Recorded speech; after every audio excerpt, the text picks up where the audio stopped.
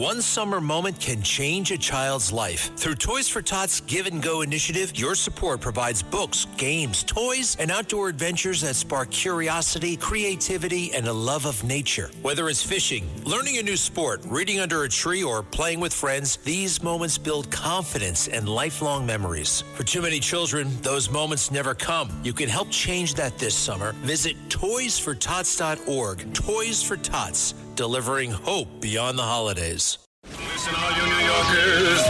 Excuse me, taxi. Okay, man, we're looking around. This is the 77 WABC minicast. And welcome to Freedom 250, the show that celebrates America's 250 years, but not just by giving you dates and on this date kind of stuff, but by letting you know that the great moments in American history are the result of decisions that were made by people who could have gone a different way with it. And that's always important to remember, the way things are going. Another question I often get is, why the heck, Jake, are you doing this history show live? Why do you have to do it live? Well, sure enough, just in the last 24 hours, the reasons why I have to do it live became very, very evident. Now, all week, we're promoting the fact that I was going to be telling the story about the history of the Brooklyn Bridge and how 3 separate people had to make crucial decisions to make that thing happen. And at the time, it was the most incredible engineering feat of all time, and it's still pretty impressive when you think of all the work that went into it. And sure enough, last night, the Brooklyn Bridge caught on fire in front of millions of people watching because it was because of the fireworks. Everything's fine. There was no damage. Actually, the part of the bridge that caught fire was in a sort of an attachment to the bridge that they had added for. Long story, but for a minute there, it just looked really bad. Oh my God, the Brooklyn Bridge is on fire. And I'm thinking to myself, I jinxed it. But no, it's fine. And it's going to take a lot more than a little garbage fire to take down the Brooklyn Bridge. I'll get into some of the history of that in a moment.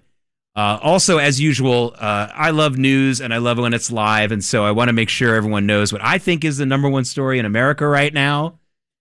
It is absolutely this reversal decision by FIFA to allow Florian Balogun to get back into the team, our number one scorer. I don't know if he's our best player on the whole team. I'd still say Christian Pulisic is our best player, but Balogun is absolutely our best scorer.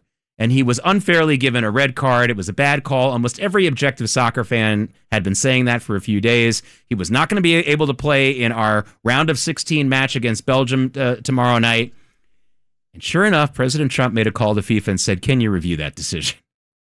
And they did. They made the right decision. Now, had that decision not been the fair decision, I don't know if I would have felt so good about it, even though it would have been good for the team, for Team USA. But honestly, it was the right decision. It was not a fair call with that red card in the first place. So I have to say, here's my question to all of I would say that the average rabid soccer fan in America is probably not a Trump fan, although that may not be true. As we know, he did very, very well with Latinos in the 2024 election, so it's possible I'm overstating things here.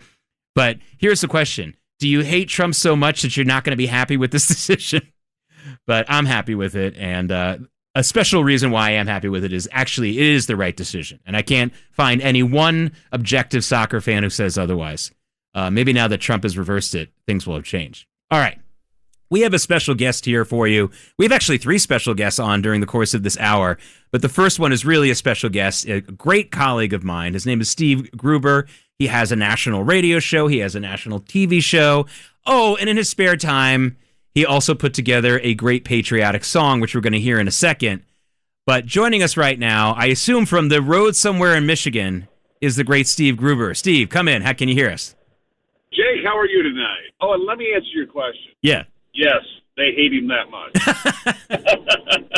Yeah, I know. I mean, it's like, I was thinking our mayor, Zoran Mamdani, who, by the way, I am not 100% convinced he is such a knowledgeable soccer fan. When I asked that question a couple of months ago, I had all these people yell at me and say, like, oh, what are you talking about, Jake? He did a long interview about soccer in Variety. You're such an idiot for even considering that. So I read the article in Variety, and it doesn't sound like a soccer fan to me. He's talking about, like, certain football clubs, like their history. I mean, I'm not hearing any real love of the game in that interview. And it doesn't mean he isn't a soccer fan for real and doesn't know all the rules and things like that. But you know what? I take nothing for granted from 2 types of people, Steve. Celebrities and All right. celebrities and politicians. If they say 2 + 2 is 4, I'm checking their work. That's the way it goes. So, Steve, I wouldn't be surprised if Mom Donnie is thinking, boy, he's hating Trump for doing this, even though it's the right thing for America. Steve, tell us about this song that you've put together, why you did it, and whether or not we're going to see you on tour. Should I get my tickets now for you at the Garden? What a long, strange trip it's been. I'll tell you that, Jake. Look, so Real America's Music started releasing patriotic music, I don't know, the fall of 2025. And 20 years ago, I did a song for a television show I was doing back then, a hunting show. And I said, hey, you guys want to hear this song I did? I did it on the Muscle Shoals board. For music fans, Muscle Shoals Recording Studios in Muscle Shoals, Alabama is world famous, right? Anyhow, that place went bankrupt a while back, 30 years ago, and a guy from Michigan went down and bought that board. So we recorded this hunting song, Deer City, USA, and I sent it off to the people, and they call me up and they say, it's really good. I said, what do you think, I was going to send you junk? Anyhow, and so then they said, well, what else you got? Well, over the course of the last couple of years, my wife Ivy and I have become good friends with Laura Kokenauer, who's one of the pastors of the church we attend. We've got to know her real well. And look, Jake, I don't know what goes on in the services you go to, but I know this. When I go to a church service, oftentimes the band is meh. And when I walked into this place a couple of years ago, I went, wow, these people got some game. Anyhow, so Ivy says, go talk to Laura about doing a song. And I went and I said, look, I need this component and that component, and you think I can give you some things here to work with? And she came back a couple weeks later, and she floored us with what she came back with. Wow. I mean, she uses George Washington's first prayer, one of his first prayers with the Continental Army. I mean, you're talking about America 250 here, right? And George Washington, and the things that he went through at Valley Forge is that famous painting of him kneeling in the snow next to his horse, right? Right. Anyhow, so we brought these things together. I said, I want to put the Pledge of Allegiance in this song. Right? And I said, but I want a little kid to repeat it back to me. And so we found this spectacular 5-year-old little girl, Bella. And so that's part of the song that's, I don't know, 2/3 of the way through. But you talk about America 250, Jake. It's about passing it on to the next generation. I mean, as parents, we all sit here and wonder what it's going to be like for our kids when they're my age, right? So part of what we have to do is set the standard.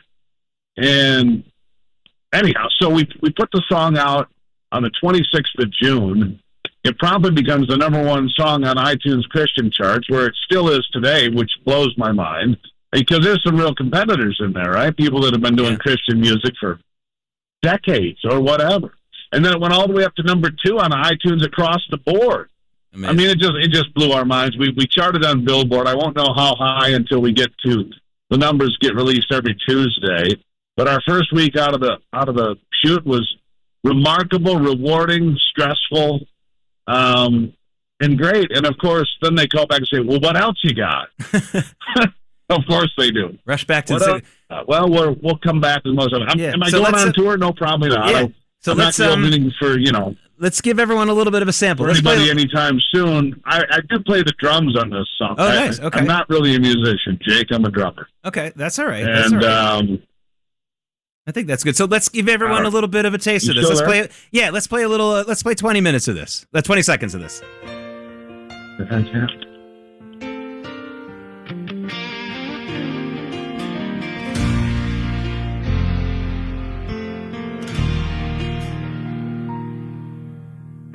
Lord, hear my earnest prayer for these United States. Keep her in your holy protection. Our first president prayed, cultivate the hearts of the people to unite in the faith. Just giving people a little teaser. We want everyone to hear the whole song. One Nation is the name of it. Steve Gruber, we're talking with the man who put this all together. Steve, it's interesting that the song is talking about that famous painting. Ron Chernow is one of our most brilliant historians, and like people like David McCullough and Stephen Ambrose and Doris Kearns Goodwin, he is able to be incredibly scholarly about his history, but write about it in a way that reads like a novel and not like a textbook. And you may know that in his biography of Washington, which And I hate to say anything even remotely bad about Ron Chernow because all of his books are brilliant. But of all of his brilliant books, which are all of them, the Washington one is kind of like an A- for me. It's actually kind of the weakest one, but it's still darn good. He goes into this story in a very detailed fashion because there's a big debate about it. So I'm not going to give away what he talks about in the book, but to say the least, it's a really important moment in our history, and it's much more important than the chopping down the cherry tree story, which everyone acknowledges is not true at all. So it's one of those things that, like, I'm glad your song for a lot of reasons. First of all, tremendous congratulations to you.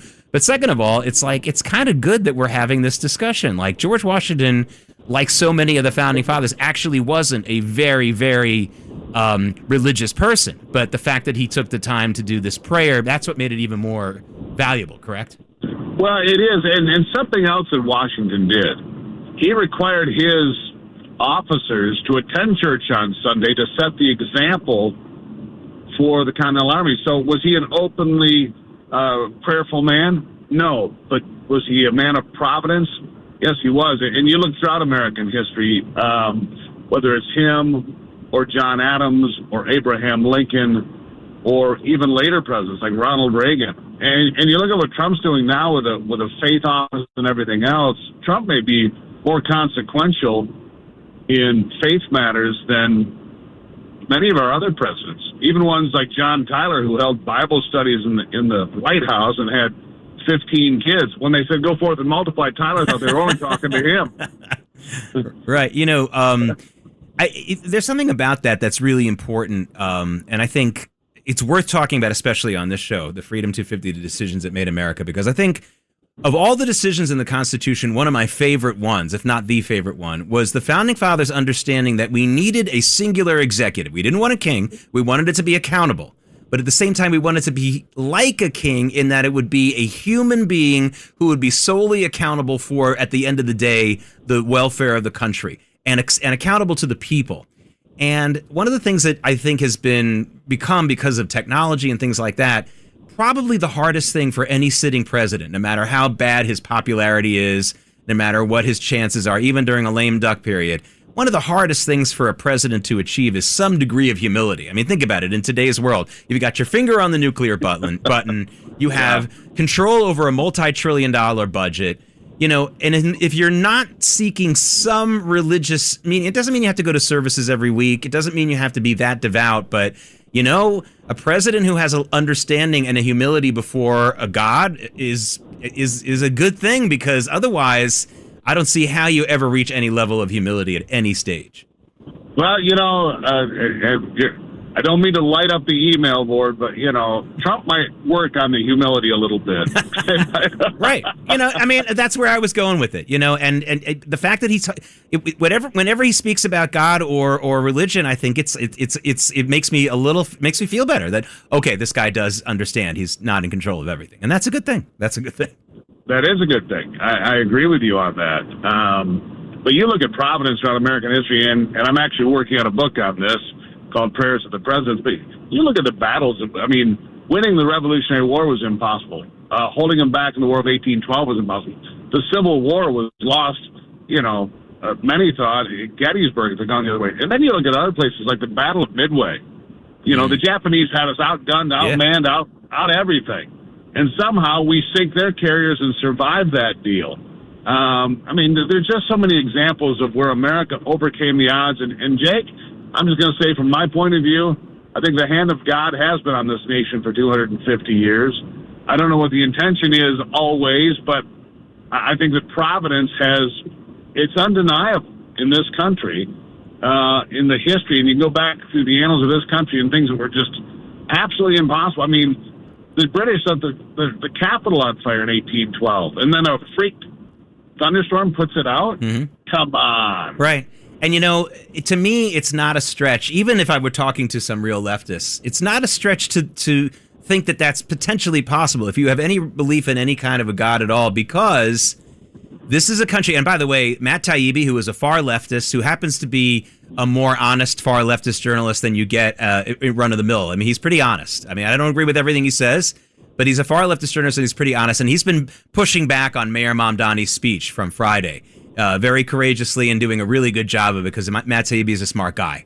And one of the things he was saying about the speech that was wrong was, this idea that Mamdani's pushing out that all immigrants, whether they were, especially those who weren't Christian, Jews and Muslims and other people like that, are made to feel less than as they get here. And Taibbi's like, no, all those people came here because we're the only country that really made sure that there's religious freedom. That's why these people come here.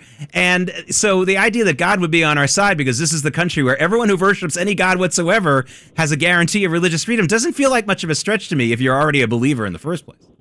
Well, exactly right. Religious freedom is what drove the Pilgrims to get on the Mayflower. Let's just be honest about that.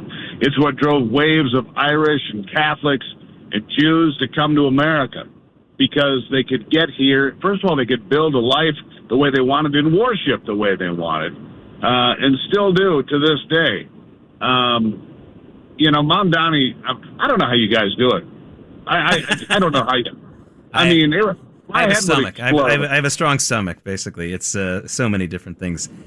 But thank you for thinking of us, and thank you for this song. Once again, tell us the name of the song and how people can download it. Because I think it's great. It sounded the first. I didn't want to give too much away. I'm not in favor of giving away too much stuff for free. So I gave everyone a 20-second teaser. So go ahead. I understand. iTunes is a great place to do it. If you got an iPhone, it's One Nation by Steve Gruber and the Freedom Project.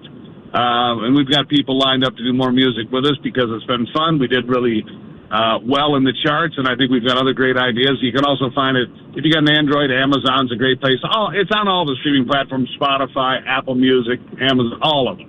I'm told there's more than 400 streaming platforms globally, so I'm pretty sure you can find it. One Nation by Steve Gruber and the Freedom Project. Steve Gruber, thank you so much for joining us this evening. I know you're out on the roads. I believe you're out on the roads of Michigan, somewhere in the Midwest. I really appreciate it, and I really appreciate our friendship, too. We've been friends for a couple of years now, and one of the luckiest kind of meetings I've had in the last several years, so thanks for that as well. Well, thank you, Jake. I have respect for you because you're authentic. I like that. We need more of that. I appreciate that, and I'll say that as I remove my false teeth. Anyway, Steve Gruber, thank you so much. Thank you so much for joining us, and happy 4th. We're going to be right back with our Brooklyn Bridge history vignette, as I promised. I don't leave you hanging here on this program, and don't hang off the Brooklyn Bridge either, by the way. And we also have more music, by the way, coming up of a different genre. We have some classical music coming up for you, also patriotic in nature. That's going to be at the end of the hour. And in between all that, we're going to talk to an amazing expert on American education and why it is playing a role in the patriotism deficit we have in this country. It's packed here. We'll be right back.